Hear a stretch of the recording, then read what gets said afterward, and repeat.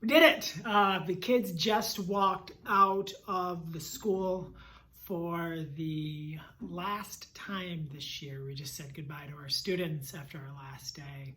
And I thought it would be fun to just turn on the camera and talk about a few things about teaching during the 2020-2021 school year, one that none of us will ever forget. So I have like 4 things I want to talk about. The first one is, for the first time in my career, it felt every morning like I was going to work. I love my job with all of my heart. I feel that this is what I'm supposed to do, what I'm called to do, maybe the only thing that I'm really any good at. And I love going, right? I get there as early as I can with children, and I would stay as long as I could afterwards to just kind of get things ready for the next day. And I found myself all year struggling to get out the door. I would leave as late as possible. I would say things like I'm going to work instead of going to school. And it's crazy because once I got here, it was school again, and it was with the kids, and it was awesome. But it was hard. It was hard to leave each day. It was hard to come in and know that I would be behind a mask, that I would be teaching 25 kids in person, 4 online. I guess it started the year with 15 in person and 14 online. So it felt like work, and I look forward to next year when I'm confident that it will once again feel like school. I missed that part. I never really experienced what it was like going to work since I became a teacher, and this year it felt like that. So I'm really excited next year to go back to going to school, because it's my happy place. Number 2, the term "it takes a village" was never more clear to me than it was this year. Seeing the work that was done at home when we were virtual, everyone was virtual because of outbreaks, or our virtual Wednesdays, like to see the caregivers step up and help kids, not just the caregivers, but they would also be at grandparents' houses, aunt and uncles' houses, and offices at work, and they found ways to get it done. At school this year, you should have seen our cooks, like you should have seen them, our lunch ladies. They wheeled a cart to every classroom every morning with breakfast, and they delivered it to every classroom. And then our kids ate lunch in the classrooms all year. They would wheel those carts up and down the halls for lunch.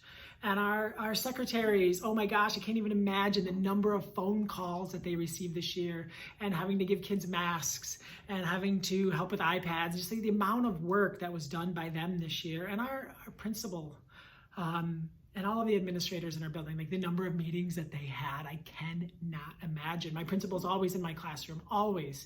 And I didn't see her nearly as much this year because she was always in a meeting, always. Like you would walk by her office and you could see her on a Zoom call, or she was at our central administration in a meeting, or somewhere else in a meeting. So meetings. And the teachers, I'm so thankful to work with amazing teachers, and being online, I see the work being done all around this country. So I'm so thankful for that. But it really does. It takes a village, and to just see our bus drivers, our custodial staff came in and wiped down every classroom after the kids ate. So they did all of their normal jobs, plus they had to go to all of the classrooms, and I can't even imagine it. Our bus drivers to be in those hot buses and wear a mask, driving kids around, keeping them safe, keeping them distance on the bus. It was truly, truly inspiring. The next thing I want to talk about is I've been hearing a lot of things like, we can't go back to this when we can go back to normal. Like, let's not go back to this. Let's not go back to this. This is our chance to change everything. I hate that. Like, it's so insulting. Do we need to change things? Yes, probably every job. There's probably no one that's perfect. Like no giant organization or business that's perfect. But like, we do so many things great. And we found a way to make so many things go well this year and make so many things great in a pandemic when half our kids weren't here and they were in masks and they had to sit in rows and they couldn't even talk to the kids in the other class or go sit at lunch with their friends if they weren't in this class. They couldn't even play with another class at recess. We found a way. And you know what? We did so many amazing things in all of the years prior to this, and we're always trying to get better. So I feel like we must stop saying like, we can't go back to normal. Like, I don't know about you, but our normal was pretty awesome. Our normal was kids falling in love with reading. Our normal was kids writing amazing stories, becoming amazing humans, becoming leaders, working hard, learning to work together, learning to be good friends, learning to think and ask questions and wonder. So yeah, in a lot of ways, I want to go back to normal.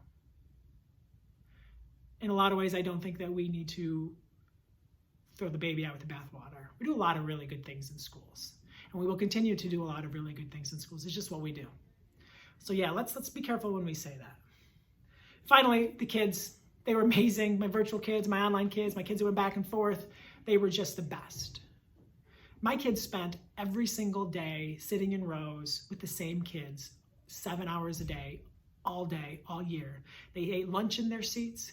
When they went outside, they had to only play with each other. It was the closest I've ever had a class. I had no choice but to get along. They had no choice but to make new friends. They had no choice but to be awesome together. You know, the kids just walked out of the last day of the school year. We always have, a few kids that are tearing up, or a couple kids that are sobbing. Not today. Almost all of them were just bawling their eyes out. Like the things that they have been through, the things that they have managed to overcome, and the things that they've been able to accomplish.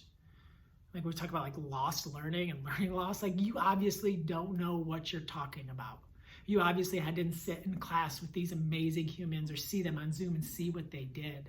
Like let's just chill out and give them some credit. Because our kids have done amazing things. And to see them so sad to leave was both heartbreaking, but at the same time I felt proud. Proud of what we built here, proud of what we do here, proud of all of the teachers and all of the kids and all of the caregivers and all of the staff all around for the work that we did during this school year. I'm a proud teacher, I'm a proud educator, I'm a proud human being. My name is Colby Sharp. Thanks for tuning in.